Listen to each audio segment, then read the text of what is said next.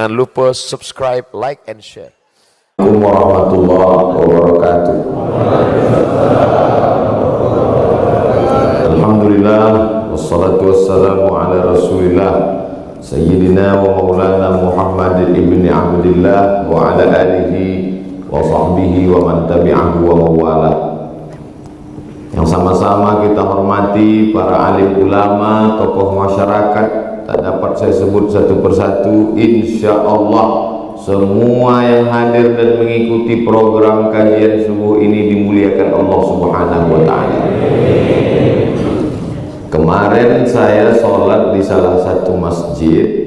Di bawah masjid itu ada tempat wudhu sekaligus toilet.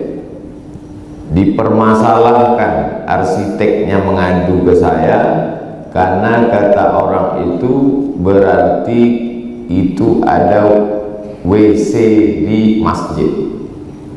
Ini lantai masjid, di bawah tuh turun ke bawah basement ada tempat wudhu, ada WC, berarti buat WC dalam masjid. Di masjid yang lain, di samping tempat imam seperti ini, tempat imam, di situ juga ada toilet. Itu pun juga menyampaikan pengaduan ke saya, Ustadz, di masjid ini ada WC dalam masjid. Kemudian masjid satu lagi, masjidnya di bawah, lalu kemudian di atas itu perumahan, di atasnya lagi mall, berarti di atas itu ada WC. Ketiga-tiga orang ini mengadunya ke saya, lalu saya mengadunya kemana?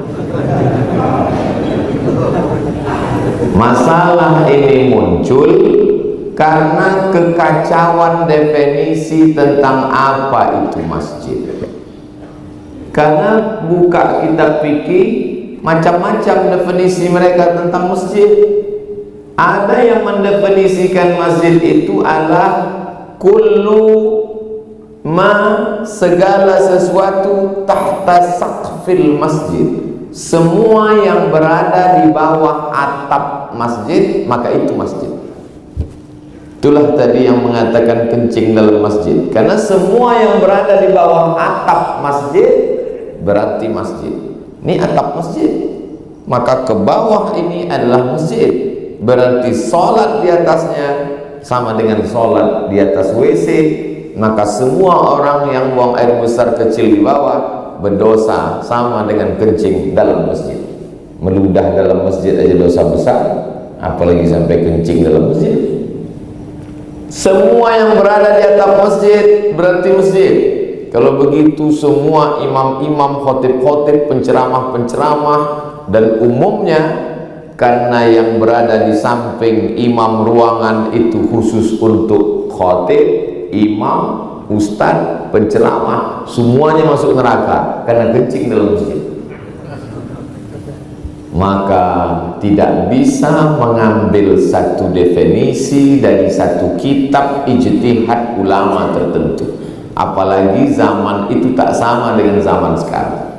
Definisi yang muktabar yang bisa diambil tentang definisi masjid adalah tempat yang biasa dipakai untuk sholat berjamaah, itulah masjid.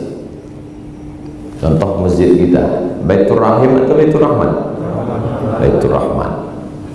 Tempat yang biasa dipakai untuk sholat berjamaah, itulah masjid. Mana tempat yang biasa dipakai untuk sholat berjamaah? Tempat imam, sayap kanan, sayap kiri, tengah, belakang. Ini yang biasa. Adapun Idul Fitri, Idul Adha tidak biasa. Sampai ke belakang melimpah ruah tidak biasa. Jadi kalau ada orang dalam keadaan maaf haid berhalangan masuk dia ke pintu gerbang, maka dia tidak dianggap sedang masuk masjid karena tempat itu bukan tempat yang biasa untuk dipakai sebagai tempat sholat.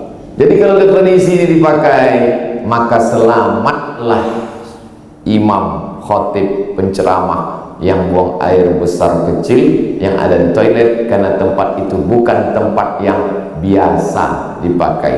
Selamatlah yang toilet yang ada di bawah masjid, karena tempat itu bukan tempat yang biasa dipakai untuk sholat. Selamat pula lah masjid yang berada di bawah mall, di bawah apartemen, karena di atas itu bukan tempat yang biasa untuk sebagai tempat sholat. Jadi sebetulnya orang yang terlalu sempit pikirannya ini, dia kurang piknik. Kalau maulah dia ikut jalan-jalan agak sebulan sama Tengku Fadil Rahmi, pergi ke Mesir, biaya tanggung sendiri. Melihat bagaimana masjid di Kairo, apartemen menjulang tinggi 20-30 lantai ke atas, di bawah itu pasti ada masjid. Pergilah ke Mesir, di bawah itu masjid.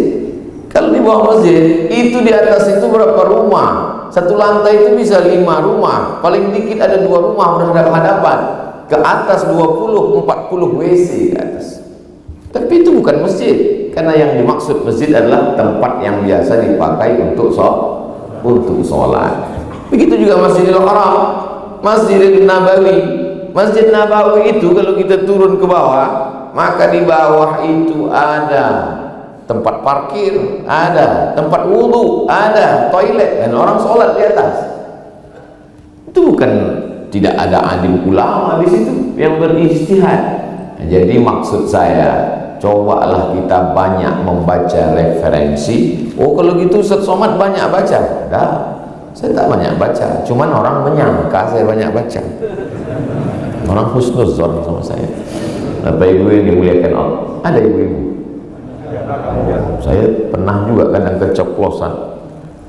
Jamaah Jumat yang dimuliakan Allah, hadirin hadirat, datang jamaah dulu, tak ada perempuan Pak Ustaz. Masjid pada awalnya adalah tempat untuk ritual ibadah saja. Lalu selesai sholat, Nabi Muhammad SAW menyampaikan hadis-hadis. Nabi duduk dikelilingi oleh sahabat. Sahabat yang duduk berkeliling itu disebut dengan halaqah, pakai H kecil, halaqah, pakai huruf q, halaqah artinya lingkaran. Maka dalam masjid itu ada beberapa lingkaran. Sampailah Imam Muhammad bin Idris Asy-Syafi'i ke Mesir, dia membuka halaqah di Masjid Amr bin As, sahabat Nabi yang pertama sampai ke Mesir. Ada halaqah hadis, ada halaqah fikih, ada halaqah nahwu, ada halaqah balaghah, ada halaqah tafsir, ada halaqah usul fikih, ada halaqah akhlak tasawuf, ada halaqah, maka banyak halaqah-halaqah. Dari halaqah-halaqah inilah berubah menjadi cikal bakal universitas. Universitas Al-Azhar baru pakai sistem kelas tahun 1960-an. Sebelum itu hanya halaqah saja. Di Masjidil Haram pun begitu juga. Syekh Abdul Rauf As-Sinkili pergi ke Makkah, pergi ke Madinah, belajar kepada Imam Al-Qushashi, kepada Imam Al-Qurani. Tidak pakai sistem kelas, tapi sistem halaqah. Makanya sekarang kalau masjid mau ramai, dihidupkan lagi halaqah. Alhamdulillah, selesai sholat, Assalamualaikum warahmatullahi, kita tengok di masjid ada beberapa lingkaran, ada halaqah di sana, halaqah di sana, halaqah di sana. Pas kita datang duduk, kita dengar ceritanya, rupanya membahas tentang Real Madrid Barcelona. Itu sudah dipesankan Nabi 14 abad yang lalu. Nanti kalau kalian selesai sholat, nampak kalian ada orang membuat lingkaran, bicaranya bukan bicara agama tapi bicara dunia, tinggalkanlah. Jadi tidak semua halaqah itu membicarakan tentang agama Allah. Alhamdulillah. Jadi zaman Nabi itu tidak bisa pengajian seperti ini. Kenapa tidak bisa pengajian? Karena belum ada mikrofon, sound system pengeras suara. Suara hanya sampai di agak. Cobalah kalau tak dipakai ini, kemana suara? Adapun kajian kita pada kesempatan ini tak sampai ke belakang.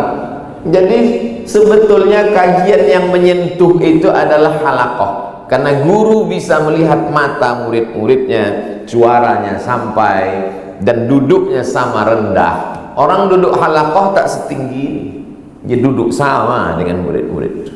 Jadi sebetulnya saya ini kurang adab, kurang sopan. Tapi kalau saya duduk di bawah, ini kamera ini tak nampak.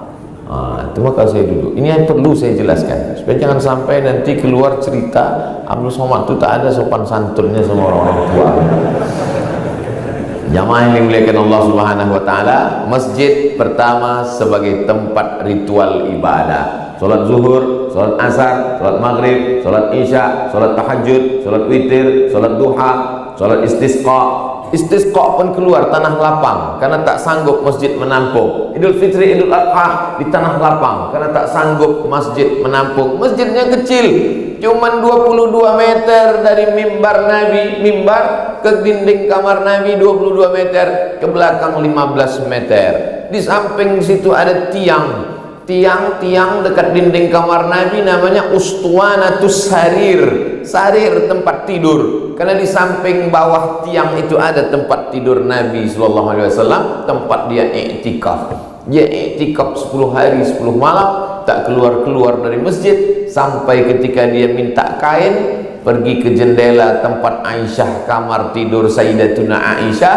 Nawilinil khumrah, wahai Aisyah, tolong ulurkan kain kepadaku. Nabi tak mau keluar karena takut iktikafnya batal. Aisyah tidak masuk ke dalam karena dia sedang dalam keadaan menstruasi haid. Lalu dia ulurkanlah kain itu kepada Nabi Muhammad sallallahu alaihi wasallam. Masjid sebagai tempat ibadah, masjid sebagai tempat ilmu pengetahuan. Berbagai ilmu dikaji di masjid cikal bakal. Makanya lebih dulu masjid baru universitas. Minal jami' ilal jami'ah, dari masjid menjadi universitas. Bahasa Arabnya jami', diambil dari kata Jum'ah. Masjid yang ada sholat Jumatnya namanya masjid jami'.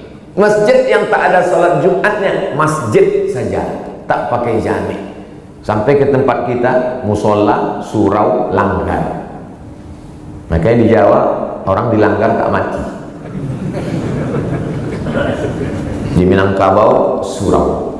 Maka sebetulnya dalam fikih cuma ada dua. Yang satu masjid tak pakai jami' karena tak ada sholat Jumat. Yang kedua masjid jami'. Ini masjid jami' karena ada sholat Jumatnya. Dari mana Ustaz tahu ini ada sholat Jumat? Ada mimbar. Di sebagian masjid saya katakan ini masjid saja karena tidak ada sholat Jumat. Selesai ceramah dikasih tahu pengurus ada mimbarnya, karena tabligh akbar kami sembunyikan ke dalam. Jamaah yang dimuliakan Allah Subhanahu wa taala. Lalu kemudian Islam, kalau kita lihat dalam sholat Jumat, Nabi Shallallahu Alaihi Wasallam masuk setelah kumandang azan. Dia di kamarnya. Di antara masjid dengan kamar Nabi ada pintu. Datanglah Bilal memanggil, Assalamualaikum ya Rasulullah. Waalaikumsalam. Sudah boleh kami qomat ya Rasulullah? Aqimis salat, kata Nabi. Aqimis salat. Qomatlah Bilal. Bilal pun qomat. Allahu Akbar, Allahu Akbar. Asyhadu an la ilaha illallah. Itu maka Bilal tak sanggup tinggal di Madinah setelah Nabi meninggal. Begitu Nabi meninggal, langsung dia pergi ke negeri Syam, Damaskus. Kenapa? Karena dulu waktu Nabi hidup, asal habis azan dia mengetuk pintu mengajak Nabi sholat, nanya sudah boleh qomat atau tidak. Setelah Nabi meninggal tak sanggup dia lagi. Pintu mana yang mau diketuk? Nabi sudah meninggal. Pergi dia ke Damaskus. Sekarang iqamat tidak diatur oleh Nabi. Siapa yang mengatur iqamat? Jam. Asal udah berbunyi, tet, Allahu Akbar, Allahu Akbar. Kenapa masjid diatur oleh jam dinding? Karena sebelumnya iqamat diatur oleh emak-emak di belakang. Qomat, qomat, kata ibu di belakang. Oh, qomat. Kenapa dia yang mengatur? Karena dia yang nyumbang paling besar. Maka dalam Islam diatur oleh ilmu pengetahuan. Ilmu pengetahuan diajarkan di masjid, maka ada disebut dengan talaqi. Talaqi berjumpa murid dengan guru, di mana Imam Malik menyampaikan hadis-hadis di Masjid Nabawi.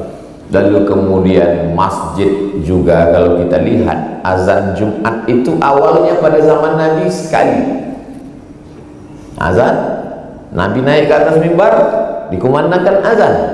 Tapi kemudian pada masa Umar bin Khattab, Utsman bin Affan, orang mulai ramai pasar di masjid samping Masjid Nabawi. Kalau kita menghadap ke arah kiblat, ada pintu sebelah kanan Babus Salam. Di depan Babus Salam itulah ada pasar Islami, pasar Islam, untuk mengalahkan pasar Yahudi. Pasar Yahudi riba, tipu-tipu di dalamnya. Nabi membuat pasar Islami. Lalu kemudian kalau dibuat azan sekali banyak orang terlambat, dibuatlah azan 2 kali. Asal usul kronologis kenapa azan 2 kali adalah karena bisnis, karena pasar, karena ekonomi. Berubah azan menjadi 2 kali. Lalu ketika sampai azan sekali dan 2 kali itu ke Indonesia, orang bukan mengambil aspek bisnisnya, tapi ribut masalah khilafiyahnya. Kau masjid mana tadi? Masjid ini azannya berapa? Sekali. Kau masjid mana? 2 kali. Itu pada masa siapa? Umar dengan Utsman. Kau ikut Nabi apa ikut Utsman? Inilah orang bodoh yang menularkan kebodohannya. Sudah jelas Nabi mengatakan, alaikum bisunnati, ikut sunnahku, wa sunnatil khulafa'ir rasyidin, ikuti sunnah khulafa rasyidin al-mahdiyina min ba'di, yang dapat hidayah, menebarkan hidayah sesudah aku. Abdu 'alaiha bin nawajiz, gigit pakai gigi geraham. Jadi tak perlu dipertentangkan antara azan sekali dengan 2 kali. Karena Nabi dengan sahabat, Nabi mengatakan ikuti sunnahku dan sahabat. Berkelailah di Indonesia antara azan 1 dengan azan 2. Sampai saya ke Maroko, azannya 3 kali. Pergilah nanti ke Maroko, ingat cakap saya ini, azan 3 kali. Kenapa Ustaz tak bawa mazhab itu ke Indonesia? Takut saya memperburuk keadaan. Karena geram saya mau saya bawa juga azan mazhab 3 kali itu, biar tahu mereka yang berkelahi antara 1 2 itu. Nah, kenapa sampai 3 kali pada masa Utsman? Karena orang semakin ramai. Waktu itu tak ada jam tangan, jam dinding. Orang hanya melihat matahari, ragu, maka azan, dia dengar azan sudah berapa? Sekali, sudah berapa? 2 kali, sudah berapa? Sebagai aba-aba, azan 3 kali, masih lampu hijau. Azan 2 kali, ini udah kuning ini. Azan sekali, merah, masuk masjid. Ini semua kenapa? Perkembangan bisnis yang luar biasa. Jadi memang idealnya tanah wakaf itu di situ dibangun mall. Dibangun mall terlalu besar Pak Ustaz, supermarket, sehingga orang sholat, pulang sholat dia beli air putih, pulang sholat dia beli kecap, pulang sholat dia beli ikan sarden kaleng, pulang sholat dia belanja, pulang sholat dia bisnis. Perputaran uang umat berada di sekitar masjid. Tapi katanya tak boleh berdagang di masjid. Jelas-jelas hadisnya, la arbahallahu tijaratahu. Siapa yang bisnis jualan di masjid, maka Allah tidak akan memberikan keuntungan pada dagangnya. Itulah yang saya jelaskan di pangkal tadi. Yang dimaksud dengan masjid di situ adalah tempat yang biasa dipakai untuk sholat. Tapi jangan gara-gara saya bilang tadi boleh ada mall di samping masjid, boleh ada lapangan bisnis ruko di samping masjid, lalu besok pagi orang jual bakwan di situ. Bukan itu maksudnya. La arbahallahu tijaratahu. Allah tidak akan memberikan untung dari dagangannya. Yang dimaksud di situ adalah tempat yang biasa dipakai untuk sholat, yang dianggap sebagai masjid. Adapun di tanah wakaf yang di ujung sana, itu kemudian jalan, di tepi jalan dibangun ruko. Orang di Arab kalau dia dapat tanah wakaf sebelum dia mendirikan masjid, sebelum dia mendirikan sekolah, karena masjid dan sekolah non profit, tak ada duit masuk di sana. Maka yang pertama dipikirkannya adalah bagaimana membuat duit masuk. Kira-kira di tepi jalan ini berapa ruko bisa kita bangun? Kalau bisa dibuat di sini 10 ruko, satu ruko sewanya 100 juta, berarti dapat income pemasukan selama setahun, berarti dapat untuk jalur ini saja 1 M. 1 M di sini, 1 M di sini, 1 M di sini, 3 miliar untuk biaya operasional masjid dan pendidikan yang tidak ada income. Karena umumnya pendidikan agama Islam itu diberikan gratis. Itulah baru wakaf. Tapi di tempat kita kalau udah disebut wakaf, pejamkan mata, sebut wakaf. Apa bayangnya? Kuburan. Nah kalau disebut tanah wakaf itu tanah kuburan. Mestinya di atas tanah wakaf dibangun hotel.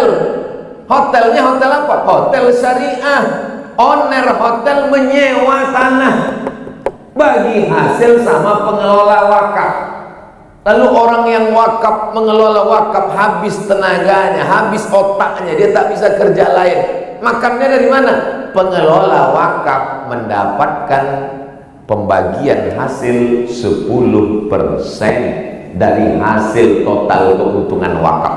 Jadi kalau di atas tanah wakaf itu dibangun ruko, dibangun tower tinggi, dibangun rumah sakit, dibangun di situ klinik, setahun dapat 10 miliar, maka pengelola boleh mengambil 10% dari hasil. Dan itu diatur dalam undang-undang wakaf di Indonesia. Karena Indonesia, alhamdulillah, anggota legislatifnya sudah mengkaji masalah zakat, sudah mengkaji masalah wakaf, dan ada undang-undangnya sebagai payung hukum, sebagai acuan. Kalau tak percaya, tanya Tengku Fadil.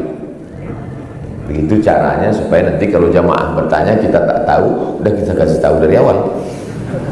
Jadi Ustaz, pasal nomor berapa itu tentang ini? Mana aku tahu. Yang jelas ada undang-undang wakafnya. Jadi ke depan kita berpikir cemerlang, cerdas. Bagaimana tanah wakaf di pusat kota ini tidak menjadi mubazir? Kan mubazir tanah wakaf di pusat kota. Orang meliriknya, berpikir gimana membangun pusat bisnis. Tiba-tiba dipakai cuma untuk parkir sepeda. Parkir aja, satu sepeda 2.000 perak. Itu pun banyak pula yang tak bayar. Kok nggak bayar? Punya Allah Subhanahu wa Ta'ala. Jadi susah kita untuk mengembangkan.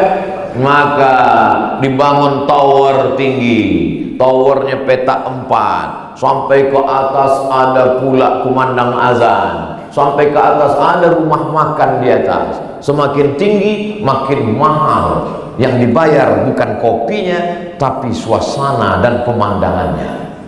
Jadi 100 meter. Buat menaranya namanya menara 99 Asmaul Husna. Kalau sampai ke level 30, satu gelas 15.000. Kalau yang ke 99, satu gelas 150.000. Kenapa mahal? Karena biaya listriknya ke atas. Kalau murah kau ambil tali. Duit masuk itu bukan untuk kepentingan orang. Duit yang masuk itu untuk apa? Sekolah tahfiz gratis, untuk anak yatim fakir miskin. Siapa saja yang tak mampu mu'alaf baru masuk Islam, tak ada orang tuanya, bagaimana sekolah? Itulah baru pengelolaan wakaf, membangun peradaban Islam dari masjid. Di samping masjid ada klinik, klinik bersalin, klinik kelamin, klinik gigi. Karena banyak klinik disebut dengan poliklinik. Sama macam teknik sipil, teknik industri, teknik mesin, maka disebut dengan politeknik. Sama macam orang, kalau bininya ada 3 disebut dengan poli. Macam berani aja. Saya berani gitu karena saya tengok tak ada ibu-ibu, dan yang udah pada pulang. Artinya apa? Bahwa ada orang tak pernah dia ke masjid, seumur-umur tak pernah dia ke masjid, tapi karena istrinya hamil, mau tak mau, suka tak suka, diantarnya lah istrinya tadi ke klinik, mau periksa istri kehamilan, istri USG. Sampai di situ tak berapa lama ngantri terdengar azan. Allahu Akbar, Allahu Akbar. Datanglah petugas klinik. Bapak, ibu-ibu yang mau periksa biarkan aja duduk di dalam. Bapak-bapak semua yang mengantar istri silakan ke masjid. Dalam hatinya, terpaksa aku ke masjid. Tapi paling tidak itu wasilah untuk dia ke masjid. Yang selama ini dia tak pernah ke masjid. Tapi di lapangan parkir di tanah yang luas itu dibangun convention hall, tempat balai pertemuan. Kenapa orang mau buat acara di convention hall? Dibuat harganya miring. Anda mau buat acara pelatihan, acara suksesi, acara akad nikah, acara walimah, adakan di convention hall Masjid Baitur Rahman. Harga miring. Di tempat lain 100 juta, di sini hanya 99,999 juta saja. Maka orang pun buat acara lah, orang suksesi organisasi sosial, tidak ada hubungan dengan Islam, dibuat mereka di convention hall.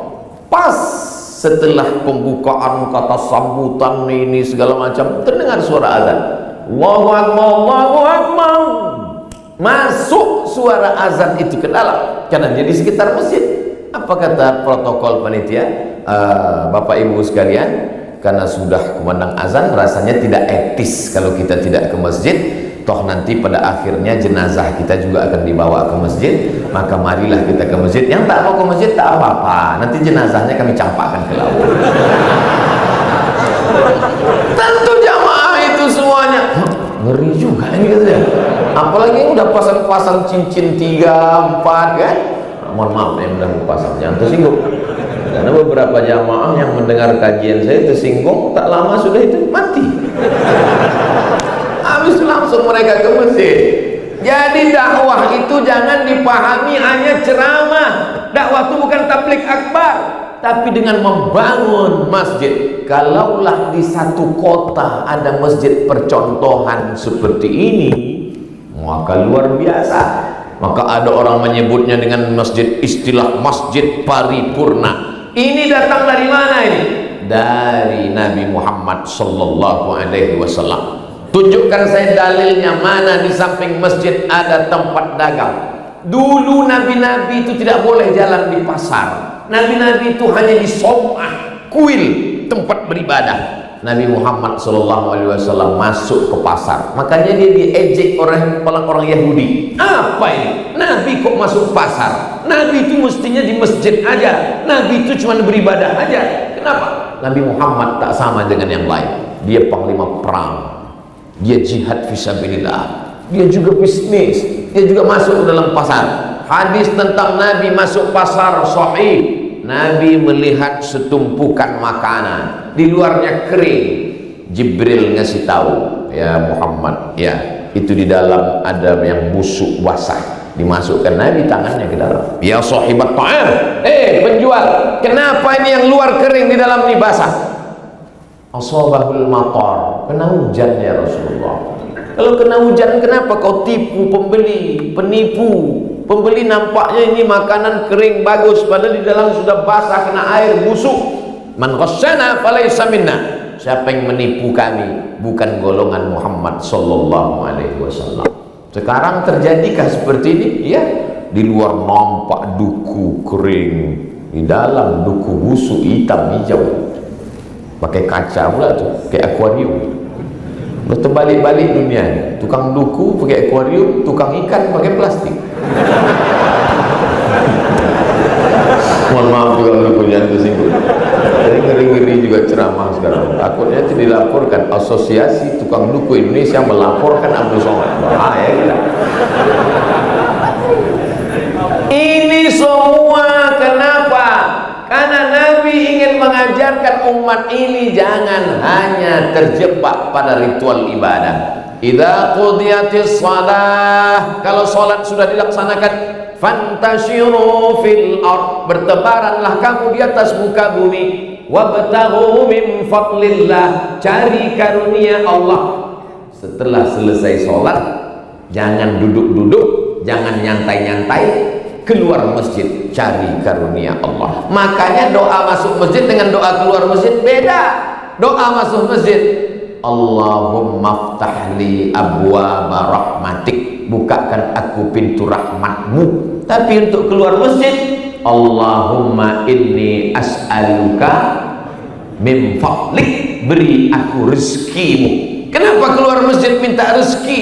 Karena di luar masjid ada ruko, di luar masjid ada mall, di luar masjid ada klinik, di luar masjid ada rumah sakit, di luar masjid ada tempat bisnis, di luar masjid ada kafe, di luar masjid ada tempat mencari rezeki. Makanya selesai sholat itu dia tidak terlalu lama berzikir dengan Allah, karena di tempat-tempat dagangnya itu pun dia juga berzikir. At-tajir, pedagang, as-saduq, jujur, al-amin, pedagang yang jujur dan amanah. Ma'an nabiyyin, dia akan bersama nabi, was-siddiqin, bersama orang yang benar, was-syuhada, bersama orang mati syahid, was-salihin, bersama orang-orang soleh. Sekarang banyak orang komplain khotib naik mimbar, kotak sedekah berjalan. Berapa kali jamaah bertanya ke saya, Ustaz Somad, ya Pak, saya kurang setuju kalau ada kotak berjalan ketika khotib naik mimbar. Kenapa Pak? Bapak terganggu mendengar khutbah dengan lewatnya kotak itu? Tidak Pak Ustaz. Terus tidur saya terjaga.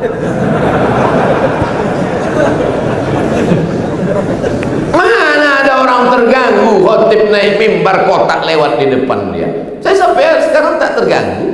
Tapi kalau kau terganggu juga dengan lewatnya kotak, memang kadang terganggu. Banyak kali kotaknya. Kotak pertama pembangunan masjid, kotak kedua anak yatim, kotak ketiga fakir miskin, kotak empat duafa, kotak mu'alaf. Ini kotak apa pawai tahu? Mengganggu, tak konsen. Apalagi ada sebagian orang kalau melihat kotak itu langsung tak normal detak jantung. Lewat kotak sedekah, ada orang model-model gitu. Tapi tidak di Loksmawe. Loksmawe ini orangnya dermawan semua. Kalau tak dermawan orang Loksmawe takkan sebanyak ini AC di masjidnya. Hampir setiap tiang ada AC. Ada AC lagi. Cuman tidak semua hidup. Suara mikrofon bermantap, bulat suara. Di tempat-tempat lain kadang kalau saya ceramah pegang mikrofon, sini dah pasang macam-macam artis ada. Habis waktu. Oh, penggalangan dana. Saya sangka udah ada ruko-ruko yang dibangun tadi, maka tak perlu lagi menggalang dana. Jadi judul lagunya ya dana ya dana. Karena tiang-tiang di luar itu adalah untuk pembangunan. Ke depan masjid tidak lagi penggalangan dana, karena tiap bulan ada uang pemasukan dari klinik bersalin, dari klinik gigi, dari klinik. Kita doakan banyak yang sakit gigi supaya dia merobat. Kemudian ada ruko yang disewakan. Sebelum berdiri ruko-ruko, klinik-klinik, tower-tower, restoran-restoran, maka yang punya kesempatan masih mamin muslimin yusbihu, setiap orang Islam yang bangun sholat subuh. Coba tengok bunyi hadis yusbihu, setiap orang Islam yang bangun sholat subuh dikirim Allah 2 malaikat. Ini dia bangun dia sholat subuh, alhamdulillahilladzi ahyana ba'da ma amatana wa ilaihin nusyur. Langsung datang 2 malaikat. Apa kata malaikat? Allahumma ati munfiqan khalafa, orang yang bersedekah ini kasihlah dia ganti ya Allah. Jadi kalau ada yang belum bersedekah, malaikat belum berdoa. Tapi kalau ada yang sudah bersedekah, apa kata malaikat? Allahumma ati munfiqan khalafa, berilah dia ganti. Sampai habis sholat subuh, sampai terbit matahari, sampai duha, tak juga dia bersedekah. Datang malaikat satu lagi. Apa kata malaikat? Allahumma ati mumsikan talafa, dia tak juga bersedekah, binasakanlah harta bendanya. Saya tak ada ngajak sedekah, tak ada saya ajak marilah bersedekah, tidak. Saya cuma sampaikan hadisnya aja. Tahu sedekah silakan, Mau tak sedekah, kalian tengok aja lah nanti. Allahumma ati munfiqan khalafa. Orang ini bersedekah, kasih ganti dia ya Allah. Kira-kira kalau malaikat yang berdoa, mungkinkah doa itu ditolak Allah? Tidak, malaikat tak berdosa. Begitu juga dengan doa yang satu lagi tadi. Allahumma ati mumsikan talafa. Binasakanlah dia ya Allah. Apa tak binasa? Duit banyak, anak sakau. Duit banyak, tanah digarap orang. Duit banyak, bukan cuma duit yang hilang. Pergi ke masjid, helm hilang, sendal hilang, sepatu hilang. Maka untuk menolak bala ini tak lain tak bukan adalah apa pula solawat. Ilaha illallah. Solawat penting. Sodakoh. Orang-orang mati itu Bapak Ibu, orang mati kalau ditanya Allah Subhanahu wa taala, "Hei mayat-mayat, hei jenazah-jenazah, mau kalian hidup lagi?" Kata jenazah itu menjawab, "Laula akhartani ila ajalin qarib." Tambahlah umur kami qarib, sekejap saja, semenit saja, sedetik saja. Mau minta hidup sedetik? Mau minta hidup sedetik. Kalau ku kasih kau hidup sedetik, kau mau buat apa? Kata Allah. Apa kata mereka? Fa as-saddaqa, kami mau bersedekah. Tak ada orang mati itu waktu ditanya, kalau ku kasih kau hidup, kau mau apa? Aku mau mencalek. Tak ada. Kalau ku kasih kau hidup lagi, kau mau apa? Aku mau jadi pejabat. Tak ada. Lalu apa kata dia? Fa'as-saddaqa, aku mau bersedekah. Dikaji oleh ahli tafsir, kenapa orang mati itu mau bersedekah? Karena haji mabrur balasannya nanti di surga. Setelah kiamat baru nampaknya balasannya. Wal hajjul mabrur laisa lahu jazaa illal jannah. Orang yang haji mabrur balasannya surga. Tapi orang yang bersedekah sudah nampak balasannya sebelum hari kiamat, sebelum masuk surga. Sudah nampaknya balasan sedekahnya ketika dia di alam kubur. Biasanya saya kalau udah cerita sedekah itu keluar kotak-kotak sedekah. Bedanya di Masjid Baitur Rahman nih, rupanya orang Loksmawe sedekah tidak pakai kotak, langsung transfer ke rekening bank nomor berikut ini. Mana nomor rekeningnya? Ada ditulis.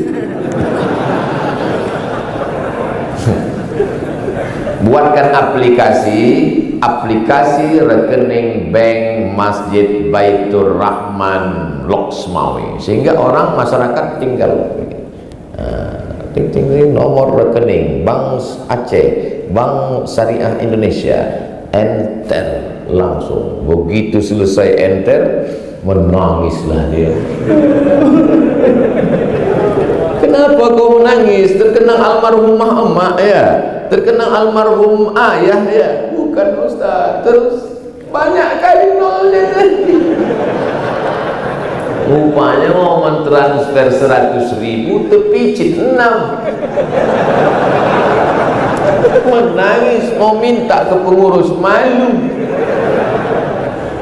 Kau bangun rumah 1 miliar, beli mobil 500 juta, menyekolahkan anak sampai ke Amerika, tiba-tiba terpicit 60 sejuta ke Masjid Baitur Rahman, kau menyesal. Padahal di akhirat nanti yang 1 juta salah kirim itulah yang menolong engkau di hadapan Allah SWT.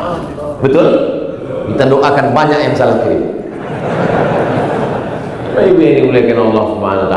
Ustaz Somad ini cuma pandai nyuruh orang sedekah aja, dia pun ternyata tak bersedekah. Saya pakai sarung, tak bawa dompet. Saya dah juga bawa duit, bukan tak bawa duit. Masukkan Pak. Bapak masukkan aja, pahalanya tetap untuk saya.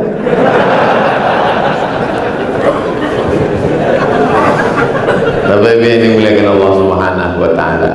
Maka dalam Islam itu ada namanya zakat, ada namanya infak, ada namanya sodakoh, ada namanya wakaf, ada namanya wasiat, ada namanya hibah, ada namanya ghanimah.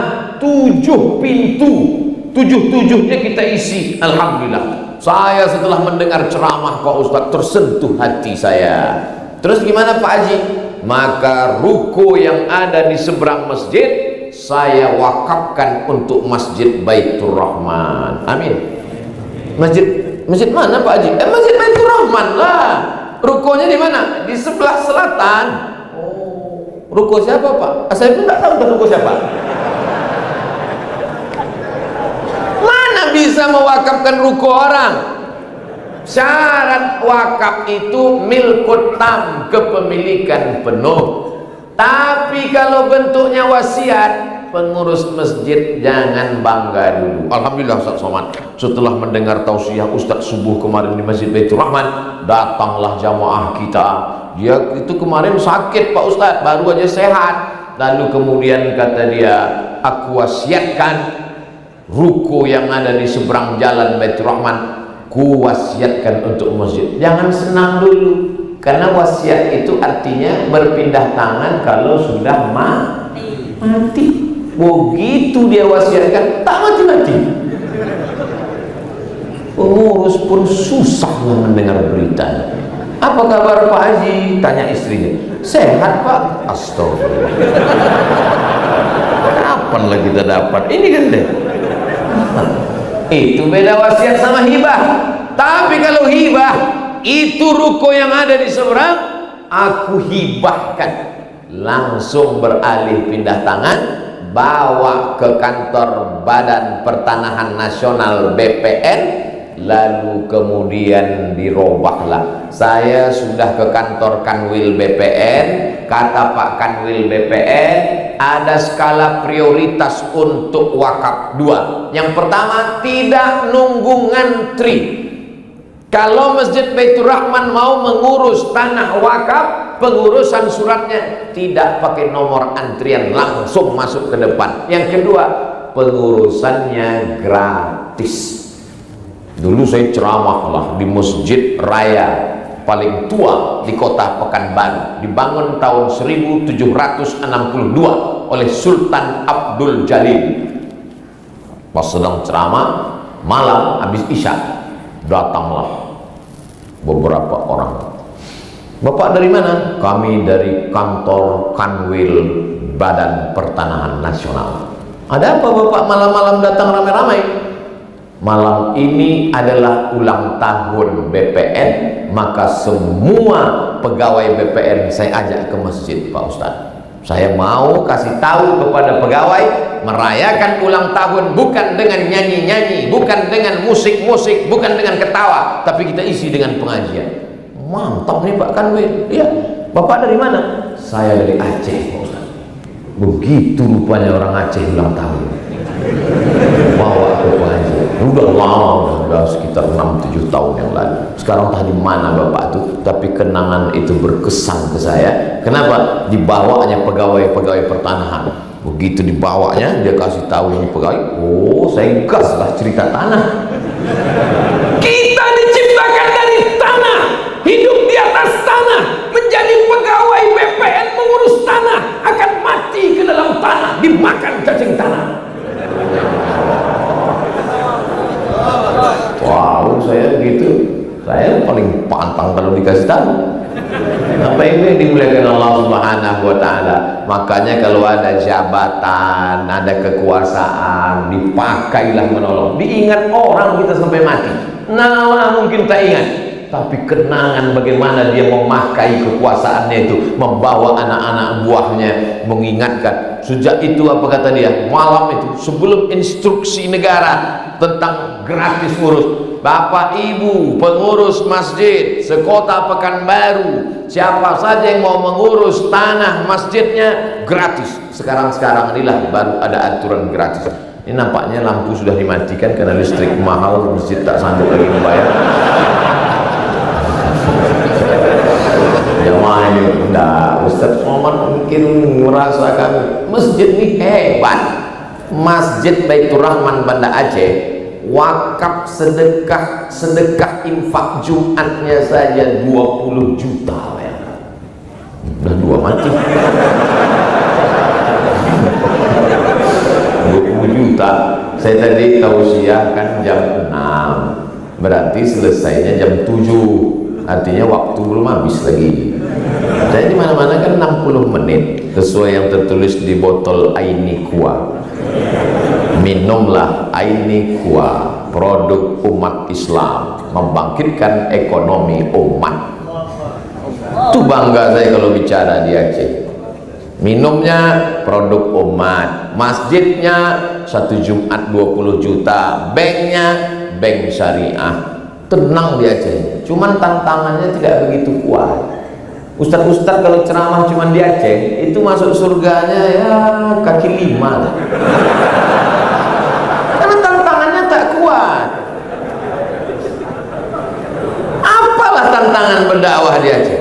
Mau minum produknya punya umat Islam, keluar dibantu oleh kanun syariah, perempuan tak boleh keluar tak pakai hijab, diatur oleh undang-undang syariah. Tentang masalah bank konvensional sudah disyariahkan, jadi tak ada beban. Itu maka saya kurangi jadwal ke Aceh.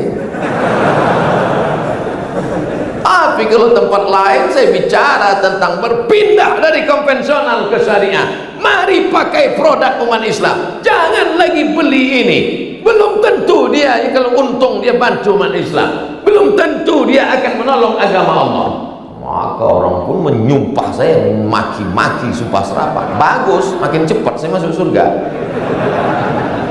Jemaah yang dimuliakan Allah Subhanahu wa taala, menjadi orang Aceh itu keberuntungan. Kenapa?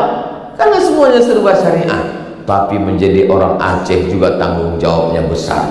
Kalau ada orang Aceh yang tidak bersyariah, itulah yang paling pertama masuk neraka jahanam. Karena dia sudah dibesarkan di negeri baldatun thayyibatun wa rabbun ghafur. Ada pula saya dikasih stiker. Apa bacaannya? Gerakan Pemuda Subuh GPS Lok Semawi. Kenapa mesti anak muda? Kenapa tak dibuat gerakan atu-atu ke masjid? Kan mantap tuh kalau mereka buat gerakan kan? Gas! Wah, bukan GPS, gas! Gerakan atu-atu subuh. Iya kan? Karena orang tua tidak perlu lagi diajak ke masjid. Orang tua tak perlu lagi dihimbau, diceramahi ke masjid. Karena memang sudah ya, liang lahat tuh tinggal berapa jengkal aja lagi dah. Tapi anak muda yang hawa nafsunya bergelora, pacaran, yang lain sibuk ngafe sampai jam 2, jam 3 malam, cekakak cekiki, tidur, bangun jam 9 sesuka hati dia. Tapi ada anak muda yang mau ke masjid. Sab'atun, 7 golongan, yuzilluhumullah, dinaungi Allah, yauma la zilla illa zilluh. Hari itu tak ada tempat bernaung kecuali Allah memberikan naungan. Siapa itu? Syabun, anak muda, nasya'a fi ibadatillah, anak muda yang tumbuh beribadah kepada Allah. Coba tengok di pintu, anak-anak muda mau lari. Anak kecil, cobalah pandang bapak kiri kanan depan belakang. Anak-anak muda. Siapa ini yang membawa kamera menyuting Abdul Somad di 1, 2, 3, 4, 5, 6, 7, 8, 9, 10, 11. Itu yang bertiang. Belum lagi yang tak bertiang, hanya pakai tangan. Capek kanan ganti kiri. Tak kiri letakkan sini. Anak-anak muda yang berkreasi. Video itu nanti dipotongnya, lalu kemudian dia kasih thumbnail, dia kasih gambar, lalu dia share, menarik. Yang dia inginkan hanya mencari ridha Allah Subhanahu wa ta'ala. Ini anak-anak muda ini mesti kita jaga, mesti kita pelihara. Banyak juga kadang orang-orang ini kalau datang anak-anak muda, anak-anak kecil ke masjid diusir pula. Anak-anak muda duduk di samping. Mestinya kita buatkan khusus wifi gratis masjid untuk menarik anak-anak muda sebagai manisan-manisannya. Anak-anak muda silakan datang ke masjid, wifi gratis, hanya sejam sebelum azan. Ini kalau azannya jam 12.30, wifi gratis jam 11.30. Untuk tahu passwordnya wudhu dulu. Memancing mereka ke masjid supaya ada bunga-bunganya, supaya ada manisan-manisannya. Di mana ada gula, di situ ada semut. Anak muda ini mesti kita selamatkan. Ini kadang ada pula orang mengatakan, anak muda, anak-anak pergi bisa ribut aja di masjid. Kalau di masjid masih ada anak kecil, di masjid masih ada anak lari-lari, berbahagialah. Masjid Baitur Rahman Loksmawe tahun 2050 masih ada orang sholat berjamaah. Tapi kalau di masjid itu yang tinggal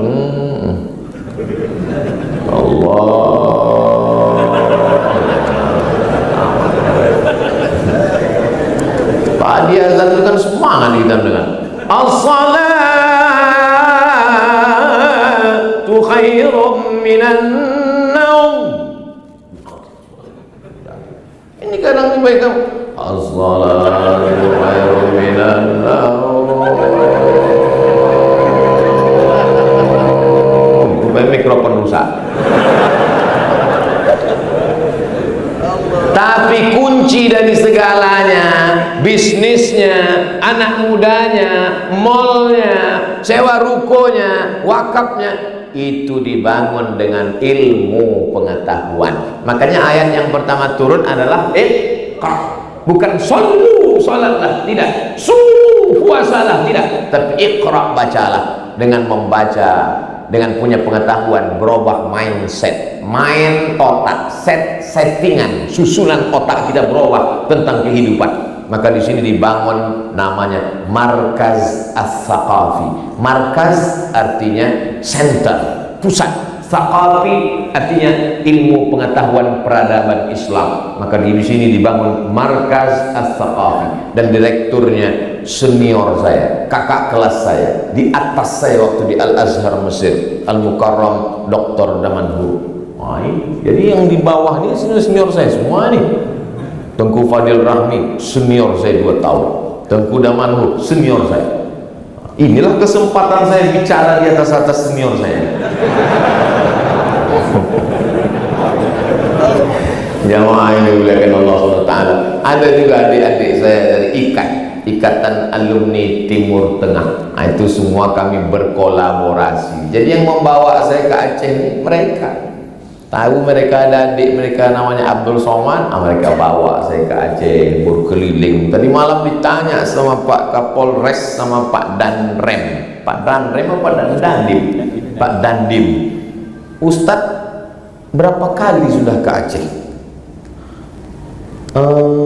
Saya lebih banyak ceramah di Aceh daripada di Riau, Pak. Itulah hitungnya. Sampai di akhir tahun awal 2019 43 titik saya ceramah, dari mulai yang naik mobil sampai naik helikopter. Saking banyaknya saya ceramah ke Aceh, dari mulai yang naik mobil biasa sampai naik BL UAS, BL nya aja. Itulah mereka menghormati. Dan topi-topi sama baju-baju sama plakat-plakat sama rencong-rencong ada saya buatkan satu lemari khusus, dari mulai baju-baju, topi-topi, plakat-plakat, rencong-rencong Aceh. Ditengok sama tamu, kau mau perang apa mau apa ini? Saking kan seringnya saya ke Aceh. Jadi ke Aceh adalah membangkitkan nostalgia masa lalu tentang bagaimana peradaban Islam. Ini sahabat saya sedang ada nih di Bumi Nangro Aceh Darussalam. Tadi malam mau WA saya, Ustaz Somad, besok saya akan pergi ziarah ke makam Malikul Saleh, kata dia. Dalam hati saya, aku udah lama nih. Jamaah yang dimuliakan Allah Subhanahu wa taala. Jadi thaqafah peradaban Islam supaya anak-anak kita tahu bahwa kita ini ketika Belanda datang, kita bukan makhluk yang tinggal di pokok kayu. Belanda datang, Inggris datang. Pernah Inggris itu mengutus namanya Jefferson dari kepulauan Pulau Pinang di Malaysia. Ketika Malaysia dijajah Inggris, diutusnya salah satu seorang Jefferson untuk menelusuri Pulau Sumatera, naik dia ke pantai-pantai untuk melihat bagaimana peradaban Islam. Kata dia, Islam sudah hebat di Pulau Sumatera. Justru dulu orang Belanda itu ketika datang kemari, mereka takut mau menyebarkan keyakinannya. Kenapa? Karena dia tahu bahwa orang di Pulau Sumatera, dari mulai Aceh sampai Lampung, sampai ke Pulau Jawa, sampai ke Kalimantan, mereka sudah beragama asyhadu an la ilaha illallah wa asyhadu anna muhammadan Rasulullah. Lalu peradaban apa lagi yang mau kalian sebarkan? Kalian bukan menyebarkan peradaban, tapi menghancurkan peradaban yang ada. 1297 1297 bukan nomor rekening, jangan takut. 1297 adalah angka di batu nisan Malikul Saleh. Meninggal 1297. 1977 lahir Abdul Somad. 1297 ketika yang lain masih menyembah pokok kayu, menyembah sungai, menyembah hantu, justru Aceh sudah melewati puncak keemasan. 1297 habis Malikus Saleh, datang anaknya Malikus Zahir. Di masa Malikus Zahir lah datang seorang petualang dari Maroko bernama Ibnu Battuta. Aku sampai ke sebuah negeri bernama Samudra. Dalam kitabnya dia sebut Samudra, yang dia maksud Samudra adalah Sumatera. Aku melihat rajanya pakai jubah, ahli fikihnya pakai jubah, mereka naik gajah. Rupanya waktu itu raja-raja, ulama-ulama waktu itu naik gajah, disambut, makan, meriah sambutan masyarakat. Ini mesti kita ceritakan ke anak-anak kita. Tapi anak-anak yang usia itu tidak bisa diceramahi.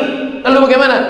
Markaz Saqafah menceritakannya dalam bentuk makalah, buku. Anak-anak muda membuatnya dalam bentuk film animasi. Saksikan, tonton beramai-ramai film animasi kedatangan Ibnu Battuta ke Nangro Aceh Darussalam pada abad ke-13 Hijrah. Tonton di bioskop-bioskop terdekat.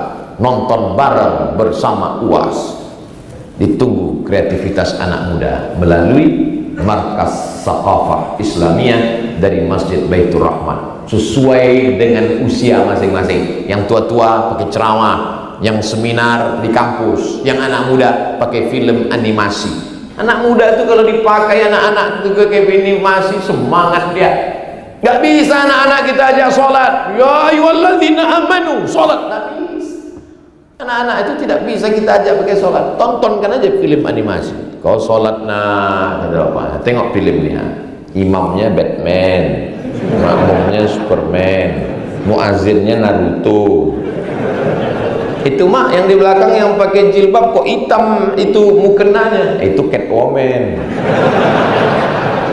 Itu yang mukenanya merah macam bendera Amerika, itu Wonder Woman. Semuanya udah bersyahadat nak, udah bersunat orang sudah. Begitu menyampaikan dakwah itu, jangan pakai dakwah bahasa kita.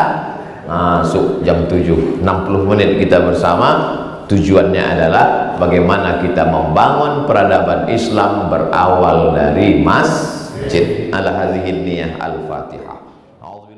Jangan lupa subscribe, like, and share.